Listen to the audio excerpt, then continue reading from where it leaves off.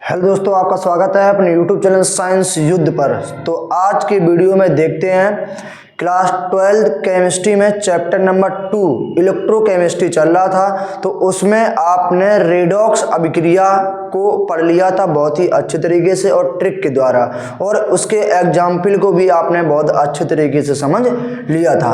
ठीक है, तो आज की वीडियो में आपको जो चालकताओं के बारे में पढ़ाया जाएगा, ये यूपी बोर्ड एग्जाम के लिए मोस्ट इंपॉर्टेंट है। ठीक है, क्योंकि इसमें से चालकताओं की नहीं तो इकाई पूछ ली जाती है, नहीं तो इन पर डायरेक्ट सीधा न्यूमेरिकल पूछा जाता है। ठीक है, तो आज की वीडियो आपके लिए बहुत इंपॉर्टेंट है, तो स्किप नहीं करना है, वीडियो को पूरी देखना है। ठीक है, तभी आज के टॉपिक आपको समझ में आएंगे। तो ज्यादा समय न लेते हुए अपने वीडियो को स्टार्ट करते हैं, देखते हैं। अब सभी लोग अपनी कॉपी और पेन साथ में ले लें और हेडिंग लगा लें विद्युत चालक। सबसे पहले देखते हैं कि विद्युत चालक क्या होता है। डाल लीजिए हेडिंग विद्युत चालक। ठीक है, तो बहुत ही सरल इसकी परिभाषा है विद्युत चालक की कि क्या होता है विद्युत चालक, और मोस्टली आप सभी लोग इसकी परिभाषा जानते होंगे कि विद्युत चालक क्या होता है, लेकिन फिर भी हम डिफाइन कर दे रहे हैं कि विद्युत चालक क्या होता है। तो सुनिए ध्यान से, किसी भी पदार्थ में विद्युत धारा प्रवाहित हो जाना, किसी भी पदार्थ में विद्युत धारा प्रवाहित हो जाना उसे विद्युत चालक कहते हैं। किसी भी चालक तार में यदि विद्युत धारा प्रवाहित हो जाती है तो वो जो चालक तार है वो कैसा होगा? विद्युत चालक होगा। कैसा होगा? विद्युत चालक होगा। और जिस पदार्थ में विद्युत धारा नहीं प्रवाहित होगी, जिस पदार्थ में विद्युत धारा नहीं प्रवाहित होगी तो वो विद्युत चालक नहीं होगा, वो विद्युत कुचालक होगा। ठीक है, तो जिस पदार्थ में विद्युत धारा प्रवाहित हो जाती है उसे हम विद्युत चालक कहते हैं, और जिसमें नहीं होती है उसे विद्युत के कुचालक कहते हैं। तो अब विद्युत चालक की परिभाषा के बाद में अब बात आती है विद्युत चालक कौन कौन से होते हैं। तो बताइए, आप लोग बताइए, कमेंट बॉक्स में जवाब दीजिए कि सबसे अच्छा जो विद्युत चालक होता है कौन होता है? सबसे अच्छा गुड कंडक्टर, इलेक्ट्रिसिटी का गुड कंडक्टर, सबसे अच्छा विद्युत चालक कौन होता है? बताइए। तो देखिए ध्यान से, आपके सामने एक तो चांदी है, इसके बाद सोना है, इसके बाद एल्यूमिनियम है। चांदी, सोना, एल्यूमिनियम, कॉपर, तो बताइए आदि। ये चार एग्जाम्पल आपको दिए गए हैं। अगर आपसे पूछा जाए कि बताइए इन चार एग्जाम्पलों में सबसे अच्छा इलेक्ट्रिसिटी का गुड कंडक्टर कौन सा है, सबसे अच्छा विद्युत चालक कौन सा पदार्थ है, तो बताइए कौन सा है? चांदी है। कौन सा है? चांदी है। चांदी में विद्युत धारा की खपत बिल्कुल नहीं होती है। ठीक है, यानी चांदी जो है वो सबसे अच्छा क्या है? विद्युत चालक है। क्या है? विद्युत चालक है। तो चांदी में सबसे अच्छी विद्युत धारा प्रवाहित होती है, यानी कि विद्युत धारा को चलने में कोई बाधा उत्पन्न नहीं होती है। बाकी अन्य जो मेटल होते हैं उनमें विद्युत धारा चलती है। चांदी के बाद आपका क्या आता है? कॉपर, ठीक है, एल्युमिनियम, ये आते हैं। बट चांदी जो है सबसे बेस्ट है। चांदी जो है वो क्या है? वो सबसे बेस्ट गुड कंडक्टर इलेक्ट्रिसिटी का है। ठीक है, तो ध्यान रखना, जो विद्युत चालक होता है वो क्या होता है कि जिसमें विद्युत धारा प्रवाहित हो जाए वो विद्युत चालक होता है। ठीक है, तो मैंने आपको अच्छे तरीके से विद्युत चालक को समझा दिया है। और आप लोग अगली हेडिंग डाल लीजिए चालकता। आप लोग अगली हेडिंग क्या डालेंगे? चालकता डालेंगे कि चालकता क्या होता है। तो देखिए ध्यान से, चालकता क्या होता है।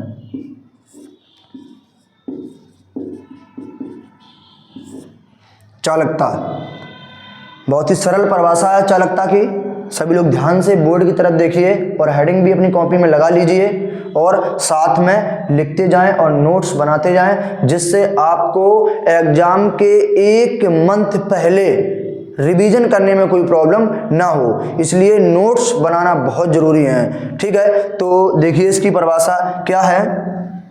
प्रतिरोध के व्युत्क्रम को, प्रतिरोध के व्युत्क्रम को चालकता कहते हैं। बहुत सरल है। प्रतिरोध के व्युत्क्रम को चालकता कहते हैं। व्युत्पन्न नहीं, व्युत्पन्न का मतलब होता है उत्पन्न होना और व्युत्क्रम का मतलब होता है उल्टा। प्रतिरोध और चालकता में एक दूसरे का उल्टा संबंध है। कैसा संबंध है? उल्टा। कि यदि किसी भी चालक तार का आप प्रतिरोध बढ़ाओगे तो उसकी चालकता घट जाएगी। ठीक है, यदि किसी चालक तार में आप उसकी चालकता बढ़ाओगे तो उसका प्रतिरोध क्या होगा? कम हो जाएगा। ठीक उल्टा संबंध है। ठीक है, तो प्रतिरोध के व्युत्क्रम को क्या कहते हैं? चालकता कहते हैं। तो बहुत ही सरल भाषा इसकी है, परिभाषा है, और आप लोग याद कर लेना और इसको अपनी कॉपी में लिख लो। ठीक है, अब सुनिए ध्यान से, इसमें एक पॉइंट है। क्या पॉइंट है? चालकता को C से प्रकट करते हैं। किससे करते हैं? C से प्रकट करते हैं।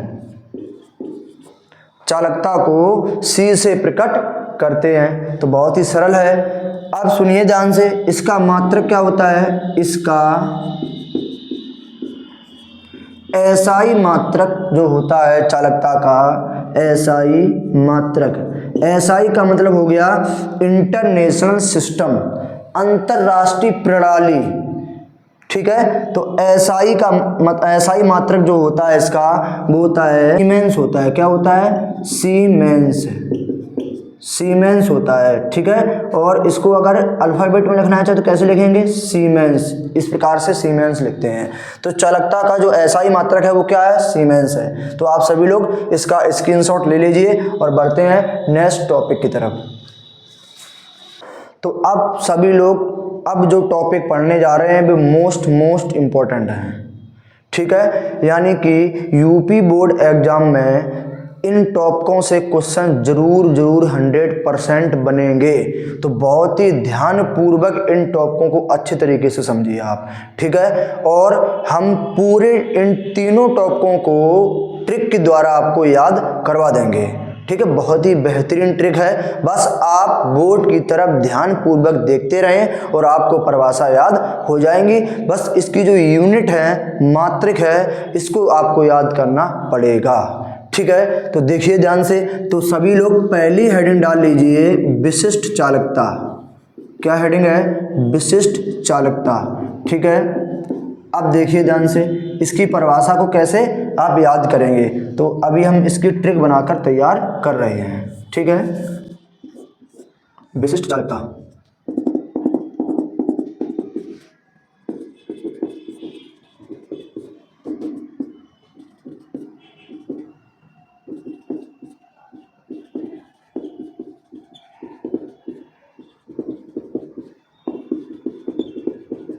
देखिए ध्यान से, बहुत ही सरल इसकी परिभाषा है। मैंने ट्रिक बना के तैयार कर दी है बॉक्स के द्वारा, तो इसको आप अच्छे तरीके से देख लीजिए। किसी विलयन में 1 घन सेंटीमीटर वैद्युत अपघट्ट घोलने की चालकता को विशिष्ट चालकता कहते हैं। बहुत ही आसान है, अच्छे तरीके से देख लीजिए। किसी विलयन में 1 घन सेंटीमीटर वैद्युत अपघट्ट घोलने की चालकता को विशिष्ट चालकता कहते हैं। तो यहाँ लिख लीजिए सभी लोग, डबल इन्वर्टेड कॉमा में, किसी विलयन में 1 घन सेंटीमीटर वैद्युत अपघट्ट घोलने की चालकता को विशिष्ट चालकता कहते हैं। विशिष्ट चालकता कहते हैं।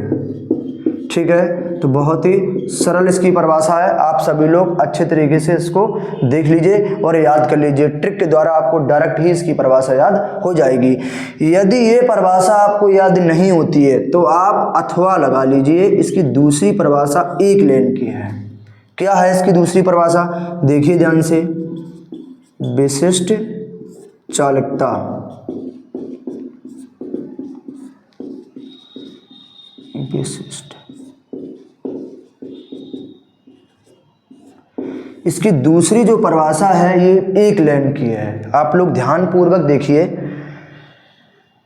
विशिष्ट प्रतिरोध के व्युत्क्रम को, विशिष्ट प्रतिरोध के व्युत्क्रम को विशिष्ट चालकता कहते हैं। बहुत सरल है इसकी परिभाषा, एक लाइन में हो जाएगी। यहाँ भी ट्रिक के द्वारा आपको याद हो जाएगी, फिर भी मैंने अथवा में इसकी दूसरी परिभाषा बता दी है कि विशिष्ट प्रतिरोध के व्युत्क्रम को विशिष्ट चालकता कहते हैं। तो आपको जो सरल समझ में आए उसको आप याद कर लेना। और सुनिए अब इस पे क्या है पॉइंट है, क्या पॉइंट है कि इसको किससे प्रकट करते हैं, कि आप पहचानोगे कैसे विशिष्ट चालकता को। तो विशिष्ट चालकता को कप्पा से प्रकट करते हैं, इसे कप्पा, ठीक है, कप्पा से प्रकट करते हैं। तो कप्पा कैसे बनाते हैं, के बनाएंगे, के की ऊपर वाले जो लाइन है ये थोड़ी बड़ी कर देंगे, ठीक है। कप्पा से प्रकट करते हैं, प्रकट करते हैं, ठीक है। अब सुनिए इसका मात्रक क्या होता है। इसका जो मात्रक होता है एसआई मात्रक पहले देख लीजिए, ठीक। इसका एसआई मात्रक या इकाई एक ही बात होती है, एसआई मात्रक या इकाई एक ही बात होती है। तो इसका एसआई मात्रक या इकाई जो है वो क्या होती है, वो होती है सीमेंस, सीमेंस प्रति मीटर, प्रति मीटर, ठीक। अब इसको अल्फ़ाबेट में यदि आप लिखना चाहें तो अल्फ़ाबेट में कैसे लिखेंगे बताइए। सीमेंस को एस से प्रकट करते हैं, एस से, और मीटर को एम से करते हैं। और इसको अगर और अच्छे तरीके से लिखना चाहें तो कैसे लिखेंगे, मीटर को ऊपर ले जाएंगे तो मीटर इनवर्स में हो जाएगा, तो सीमेंस मीटर इनवर्स, ठीक है, इस प्रकार से लिख सकते हैं। तो इसका जो एसआई मात्रक है वो क्या है, सीमेंस मीटर इनवर्स, ठीक है। तो इसका डायरेक्ट एसआई मात्रक आपको याद रखना है। तो सभी लोग इसका स्क्रीनशॉट ले लें। मैंने विशिष्ट चालकता को बहुत ही बेहतरीन तरीके से आपको समझा दिया है कि आप कभी इसको नहीं भूलेंगे और एग्जाम में भी गलती नहीं करेंगे, ठीक है। तो स्क्रीनशॉट ले लीजिए आप सभी लोग दूसरी हेडिंग जो लगाएंगे वो लगाएंगे मोलर चालकता। और ये मोलर चालकता जो है वो मोस्ट इंपॉर्टेंट है। मोलर चालकता कैसी है, मोस्ट इंपॉर्टेंट है, ठीक है। इसको आपको याद करना ही करना है, ठीक।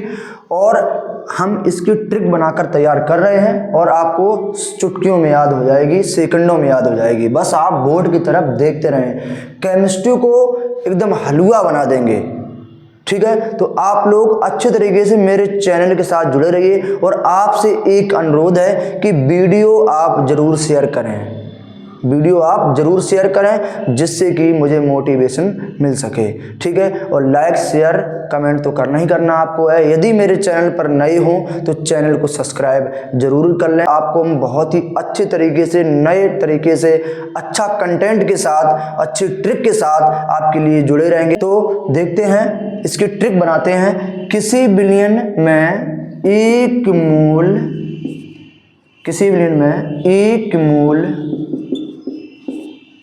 वैद्युत अपघट्ट। अब देखिए इसकी परिभाषा कैसे याद होती है आपको चुटकियों में। किसी विलयन में एक मोल वैद्युत अपघट्ट घोलने की चालकता को मोलर चालकता कहते हैं। बहुत सरल है। किसी विलयन में एक मोल वैद्युत अपघट्ट घोलने की चालकता को मोलर चालकता कहते हैं। तो बहुत सरल है और अच्छे तरीके से आपको याद भी हो जाएगी और पेपर में आने की पूरे इसके चांस हैं, ठीक है। तो आपको चुटकियों में याद हो जाएगी ये परिभाषा। और लिखेंगे कैसे, डबल इन्वर्टेड कॉमा में आप लिखेंगे। क्या लिखेंगे, किसी विलयन में, किसी विलयन में एक मोल वैद्युत अपघट्ट, वैद्युत अपघट्ट, वैद्युत अपघट्ट घोलने की चालकता को, घोलने की चालकता को मोलर चालकता कहते हैं, मोलर चालकता कहते हैं। तो बहुत सरल इसकी परिभाषा है, ठीक है। तो आपको याद हो गई होगी। अब देखते हैं पॉइंट की तरफ कि इसे किससे प्रकट करते हैं। तो इसे लैम्डा एम या फिर सोफिमा एम, इस सोफिमा का चिन्ह है, ठीक है, ए बनाएंगे बट काटेंगे नहीं भी इससे। इसके बाद म्यू एम, म्यू आप लोग जानते होंगे, म्यू एम से प्रकट करते हैं, ठीक। यानी कि इन तीन में से किसी से भी प्रकट कर सकते हैं, किसको, मोलर चालकता को, ठीक है। अब सुनिए, इसका जो एसआई मात्रक होता है वो क्या होता है, इसका एसआई मात्रक या इकाई एक ही बात होती है, क्या होता है, देखिए ध्यान से, siemens metre square mole inverse, क्या होता है, मोल, यहाँ लिख लीजिए, मोल इनवर्स, ठीक। अब इसको अल्फाबेट में कैसे लिखेंगे, देखिए ध्यान से, सीमेंस को एस से प्रकट करते हैं, मीटर को एम से, तो मीटर स्क्वायर हो जाएगा, मोल इनवर्स को तो कैसे लिखेंगे, मोल और इनवर्स।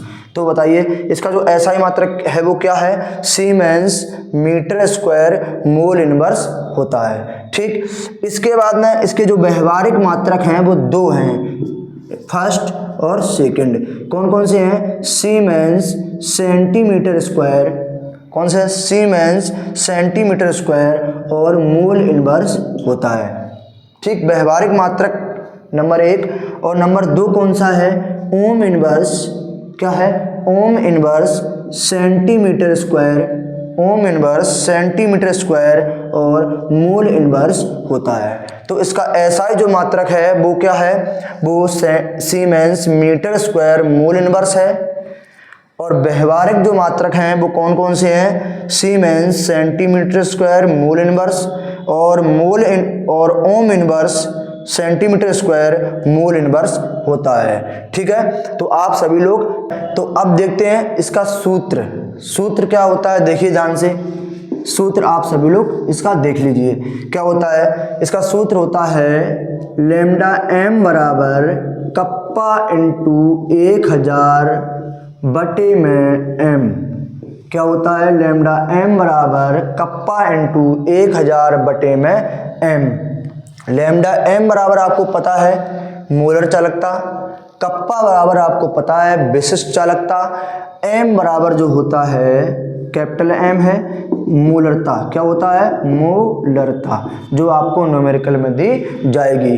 तो इस सूत्र पर न्यूमेरिकल पेपर में जरूर आता है, तो इस सूत्र को आपको याद रखना है, और अगर सूत्र याद है तो आप न्यूमेरिकल आसानी से हल कर लेंगे। तो सभी लोग इसका स्क्रीनशॉट ले लीजिए, और नेक्स्ट वीडियो में मिलेंगे आपको तुल्यांकी चालकता और कोलराउस के नियम के साथ। तो कोलराउस का नियम मोस्ट इंपॉर्टेंट है यूपी बोर्ड एग्जाम के लिए, पिछले बार एग्जाम में आया था, ठीक है। अब की बार भी कोलराउस नियम के उपयोग या अनुप्रयोग के आने के पूरे चांस हैं। तो कोलराउस को नियम को हम ट्रिक के द्वारा आपको बहुत ही बेहतरीन ट्रिक के द्वारा समझाएंगे, और उनके उपयोग और अनुप्रयोग को भी आपको अच्छे तरीके से समझाएंगे, ठीक है। तो आप इसका स्क्रीनशॉट ले लीजिए, और मिलते हैं ऐसी धमाकेदार ट्रिक के साथ नई वीडियो में। जय हिंद।